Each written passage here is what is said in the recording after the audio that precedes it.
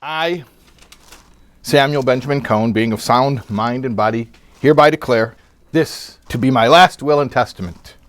To my son Sheldon, I leave $1 million. To my daughter Jane, I leave $1 million. To my loving wife, I leave whatever is not in her name already, $2 million. To my brother-in-law Louis, who said I would never mention him in my will, hello, Louis. It's an old one. Okay. Why am I telling you this? Because the question is like this. If you don't want to give money to Louis, do you have to give money to Louis? We know you're not allowed to just keep all your money. You're not allowed to be a miser. You're not allowed to hoard your money. You have to be generous. I mean, it's a mitzvah. Which, by the way, is forced redistribution of wealth. Don't get scared. It comes from Torah. Yeah. The question is this. I know I'm forced to give away some of my possessions, some of my wealth. The question is, do I get to choose the recipient? And the answer is, generally speaking, yes. So let's say you don't like Louis. Poor Louis, but he's not a real guy. He's just a guy in a joke. Don't get nervous. So you don't have to give to Louis. And there's a concept called Toivas Hana. Toivas Hana is a benefit. I'm going to be a little bit legalistic for a second.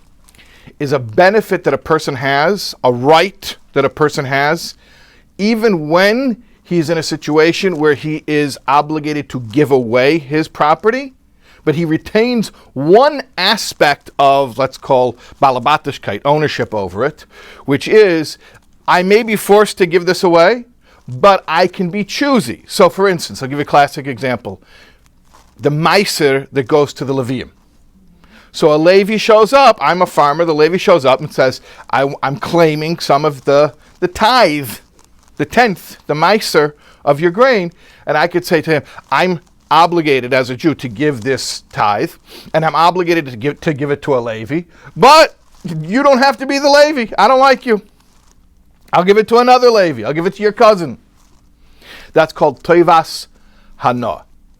The right to be able to choose, even when Torah forces me to give, that I get to choose who it goes to. Okay. So, in this week's Parsha, I just wanted to take that idea and shelve it. That was like background that you needed to have before we get into this.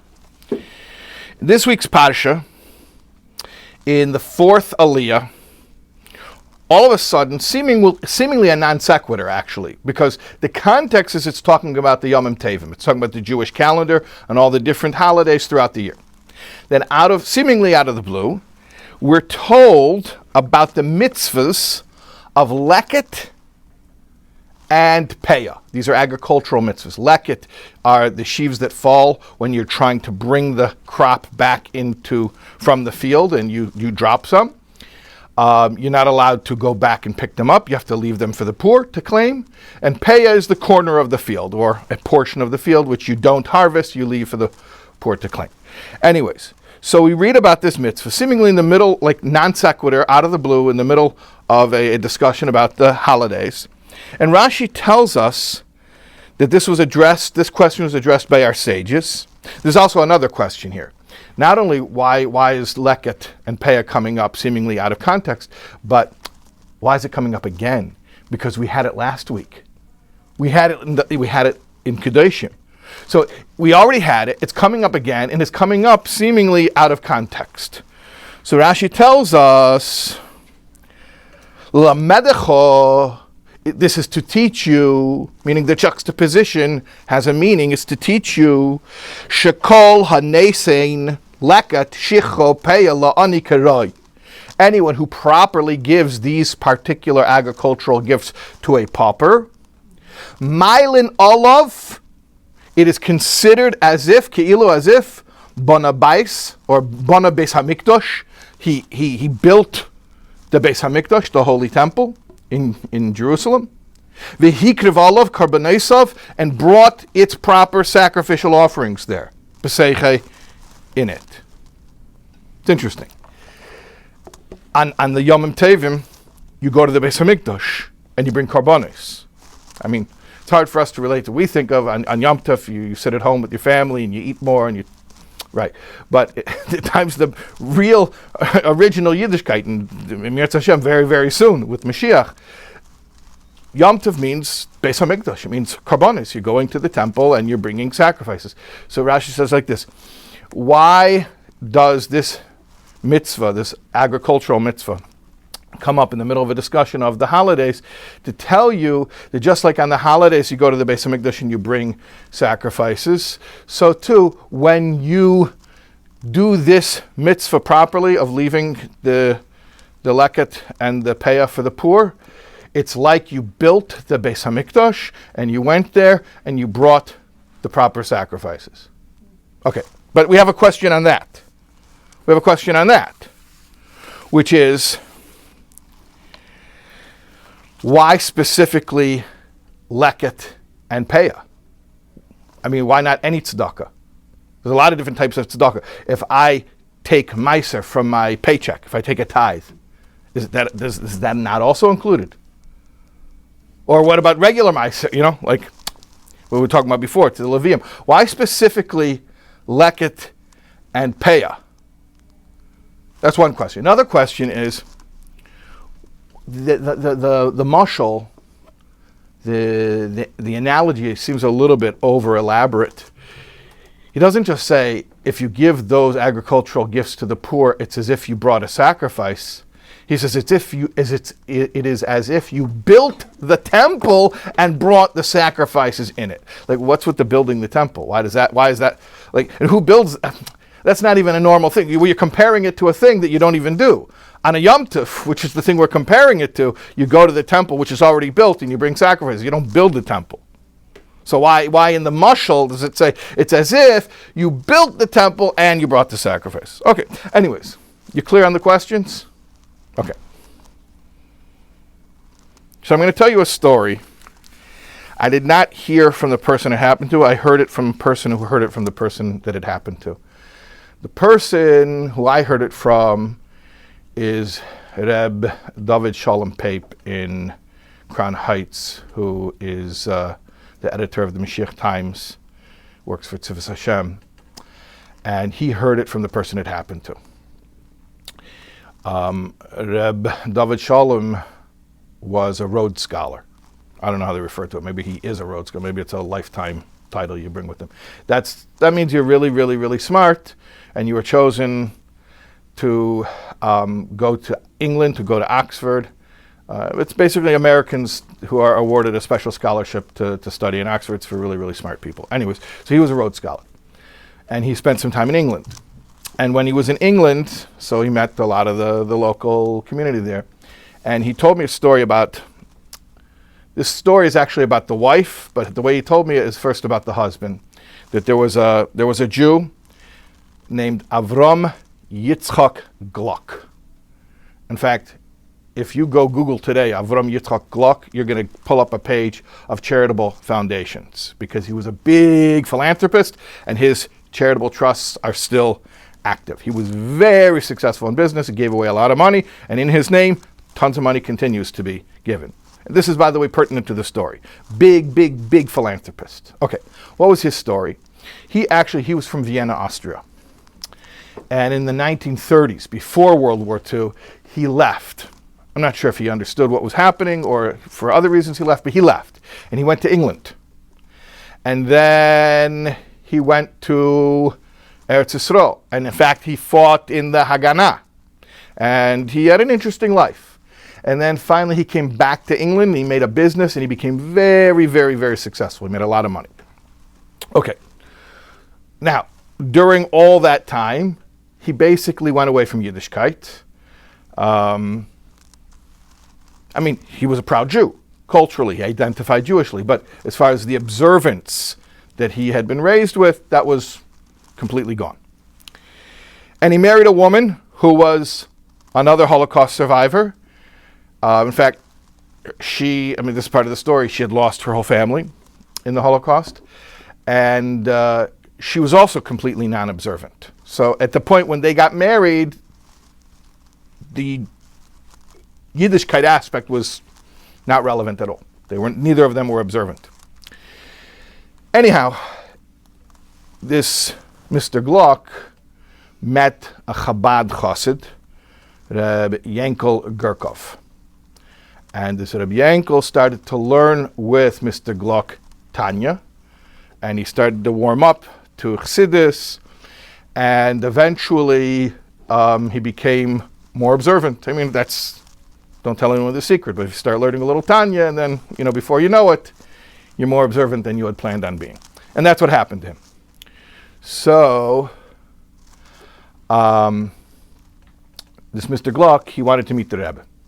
And it was arranged that he should go to Brooklyn, go to 770, and have Yechidus with the Rebbe.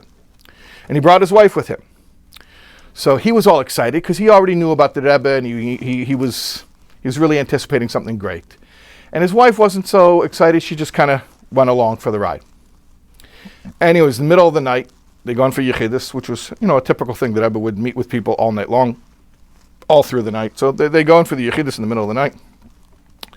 And when they came out, I don't know what transpired in the first Yechidus. I'm giving away the story by saying the first Yechidus, you're going to see. They come out, and Mr. Gluck is just kvelling. He's saying, wasn't that amazing? And his wife, I think to her credit, was very honest, and she said, no. He said, you weren't amazed? And she said, didn't do anything for me. In fact, the word that she used, it's funny because we always tell the stories about people who went to Yechidus, they met their Rebbe, and it changed their life immediately. Didn't always happen like that. Didn't always happen. She came out, and he says, wasn't that amazing? She said, In fact, the words that she said, it left me cold. It left me cold. That's what she said. She said, it left me cold. But then, interestingly, she said to her husband, maybe Rabbi Groner would let me come in again. He said, that's really unusual. But, a Jewish husband, when his wife asks, right? So when a Jewish husband gets sent back to the store, he doesn't ask, he goes back to the store. So can we get another Yechidus with the Lubavitcher Rebbe right after we just left? What are you going to do? Say no? So he went to Rabbi Groner and he said, my wife would like another Yechidus. So, she had just come out minutes ago. So Rabbi Groner asked the Rebbe, which is a miracle in and of itself, and the Rebbe agreed. He said, yes, send her in by yourself. So she goes in, and here's the conversation. First thing the Rebbe asks her, do you give tzedakah? So she says, yes, we give a lot of tzedakah. Now remember, I told you that till this day, the Avram Yitzchok Gluck Charitable Trust is active in giving out money. They gave a lot of money. And it wasn't just, they had some gatekeeper writing checks. People would come to their house. Reb David Shalom told me, if you would be in their house, there were people, all day long, coming to the door and knocking at the door, and everyone had their story, and some were collecting for personal things, some were collecting for communal things, and no one would be turned away. They would give to everybody, and they gave generously. So the Rebbe asks her, do you give tzedakah? She says, yes, all the time. So the Rebbe asks her, and what do you think while you're giving the tzedakah? So she says, I think that I feel privileged that I'm able to help a person. And it feels good that I'm, able to have this compassion and to help somebody.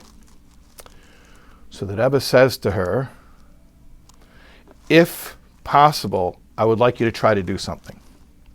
From now on, when you give tzedakah, just try to think that you're doing Hashem's mitzvah. She said, I'm very privileged to be able to be generous, to help somebody, to be compassionate towards someone. The Rebbe says to her, if you could you just try to focus on the fact that you're doing Hashem's mitzvah? So she wasn't exactly sure why this was important, why the Rebbe was asking. She said, yeah, I could do it. She comes out of the Yechidus. Her husband says, how do you feel? She says, actually, I feel warm. She told, I feel warm. Okay. And then in the ensuing days after that meeting, her life began to change, and she just opened up. And all of the coldness, I mean, she was a woman who had been through, she lost a family. I mean, she'd been through horrors, and her heart was cold, but it just started, the ice started to melt, and she came alive. So it's very interesting. Like, okay, so first of all, how do you analyze a story about a tzaddik knowing exactly what to say to which person? I'm not even going to try to, do that. But just to take from it a lesson that we can relate to. What's the point of giving? Of course, when we give, we get that warm fuzzy. Of course. But, and we're not saying not to have the feeling. We're saying, is that the focus? Is that the motivation? I'll tell you another story. It's a classic Hasidic story. It's a story of Nachum Chernobyler. Reb Nachum Chernobyler, the Me'or Einayim, who's one of the Talmidei HaMagid, Talmud of the Baal Shem Tov, one of the greats. Anyways, Reb Nachum Chernobyler once, he's at home, and there's a knock at the door. So he answers the door, and there's a guy standing there. Nebuch, he says, I have no money. I have to marry off a daughter. I have a financial crisis. And it's a real sob story. So Reb Nachum goes and gets some money. I don't know how much money he gave him. He gave him money. Okay. The guy thanks him. He leaves. Now the guy goes on, and he's going door to door. He's collecting. So as the guy's going door to door, he's a few houses away from Reb Nachum's house. He hears footsteps pounding, and someone's running after him. He turns around. Who's running after him? Reb Nachum is running after him. So he says, well, Reb Nachum, what do you want from me? Why are you chasing me? Did I take something from your house that you're chasing me down? He says, no, I have something to give you. He says, Rebbe, if you don't remember, you just gave me. He said, that was because when you came to the door and you told me your story, I felt bad for you. Now let me do the mitzvah. And he gave him a second time. In other words, you came to the door, you told me your story, and I had a human response.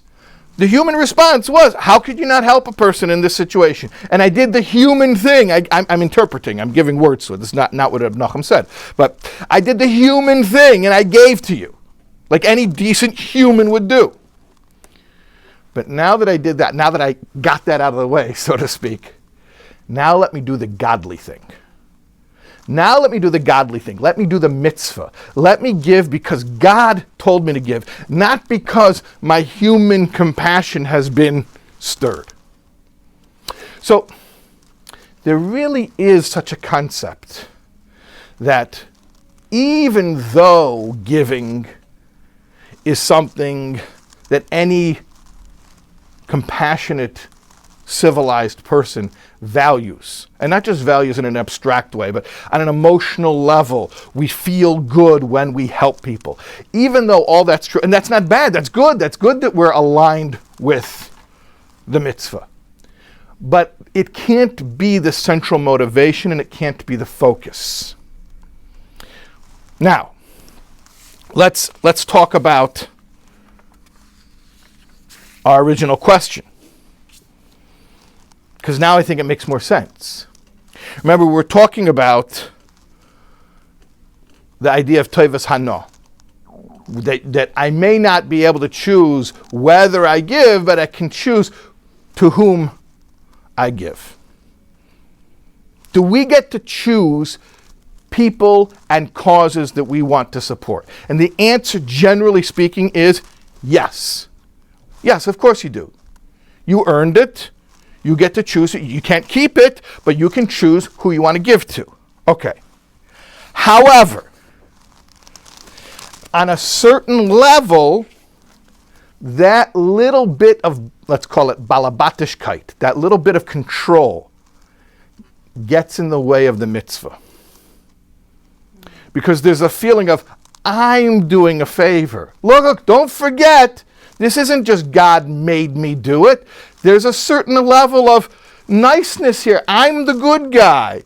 You have to remember, I could have given to another Levi. I chose to give to you. So I'm a good guy. Don't forget that I'm a good guy. Now, I'm not saying it comes out to that level of crassness, but on a very refined level, the idea of Toivas Hana, that I'm choosing who to be the recipient of the tzedakah that I'm anyways mechuyev, I'm obligated to give, can get in the way of the godliness and make it more human.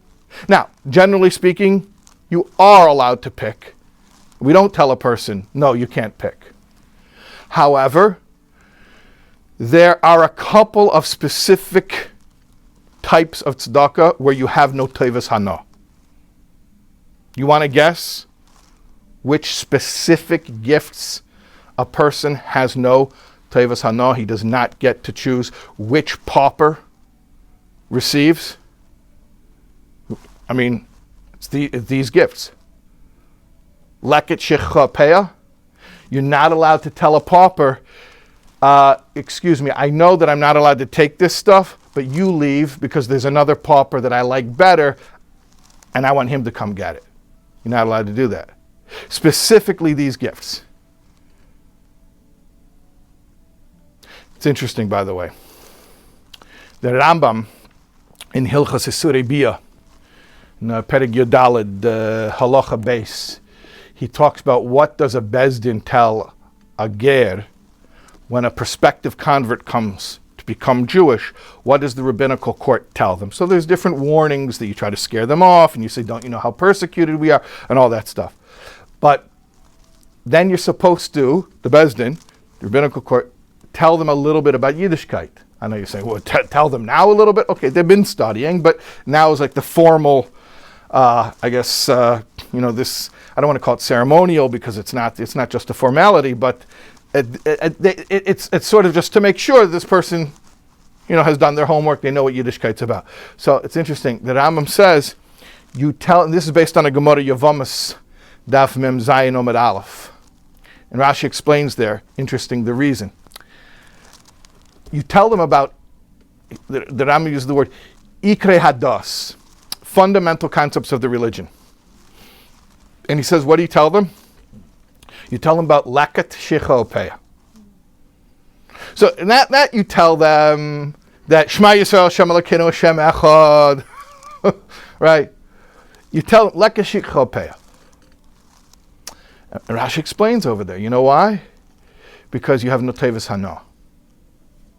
In other words, if I can, be homiletical for a second, when you want to tell someone what it means to be Jewish, and you want to warn them what they're getting into, you say, listen, there are a lot of religions in the world, and they all believe in good things, and they all tell you to be a better person. I mean, that's what a religion is.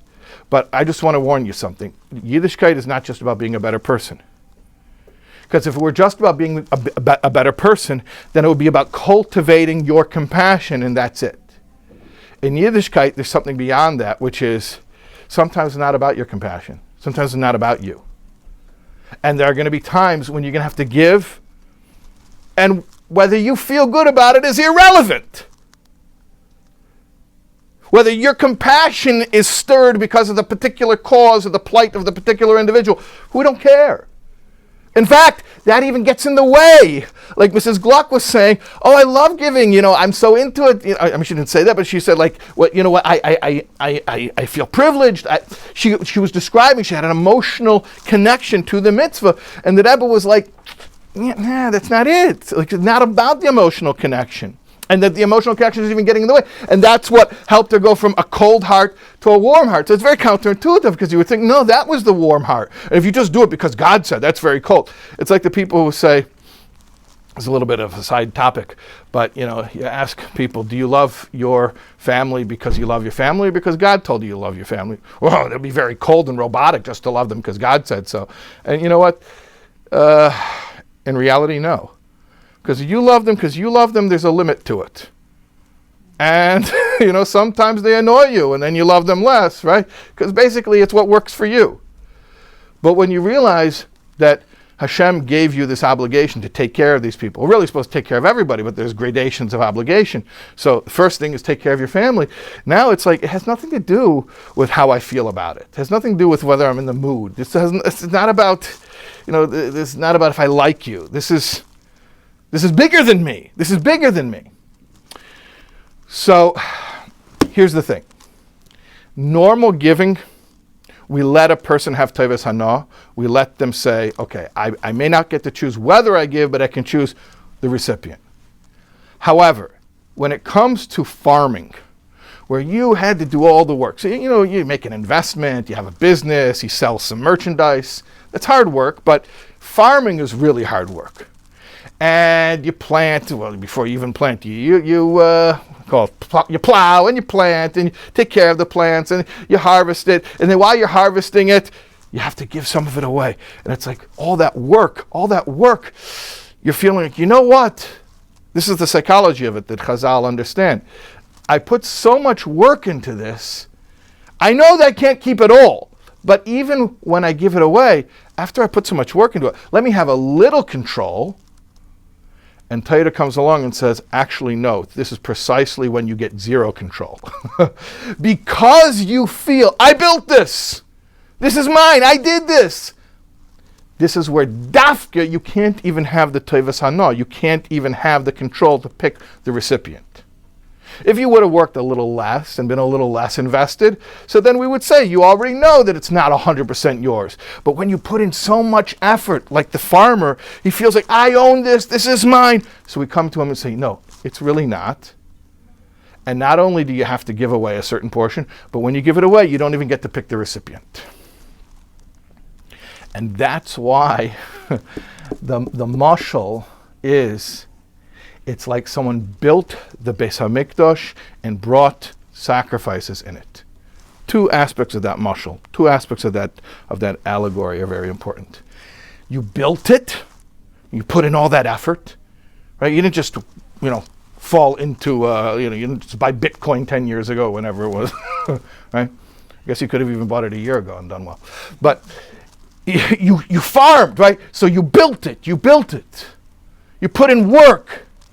And now you made a sacrifice. You sacrificed. What's the sacrifice? Not only I have to give some of it away, that I know, but when I give it away, I don't even pick a cause or an individual that tugs my heartstrings.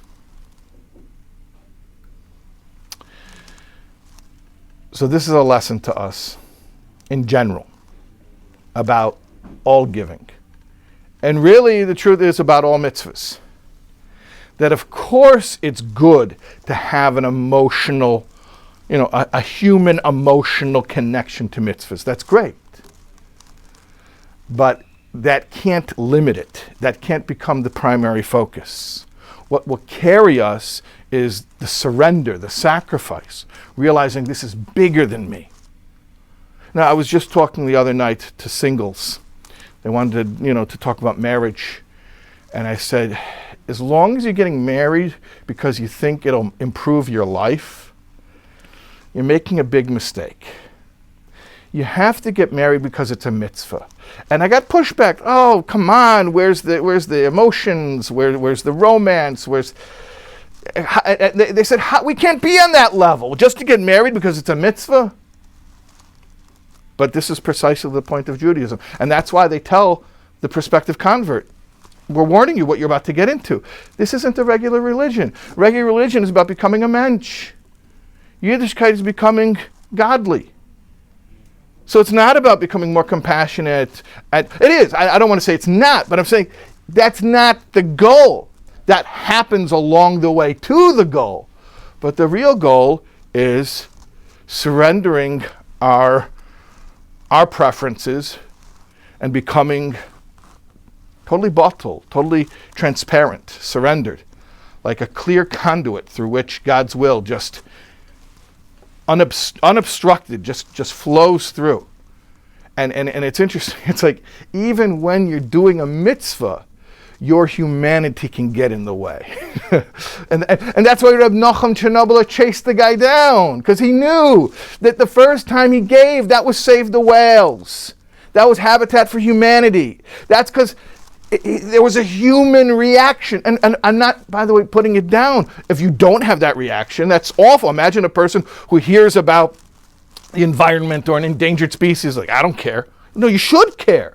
But that can't be the end of it. That's along the way called being a normal human being, but then it has to go beyond where we're doing things not because it stirs our compassion.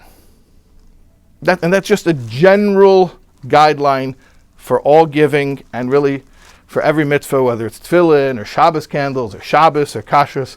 It's not about making my life better. It's not because I like it, not because I enjoy it. Even if I do, okay, I happen to enjoy it. But it's really to be more godly, to be surrendered, to be aligned with God's will, to not get in the way.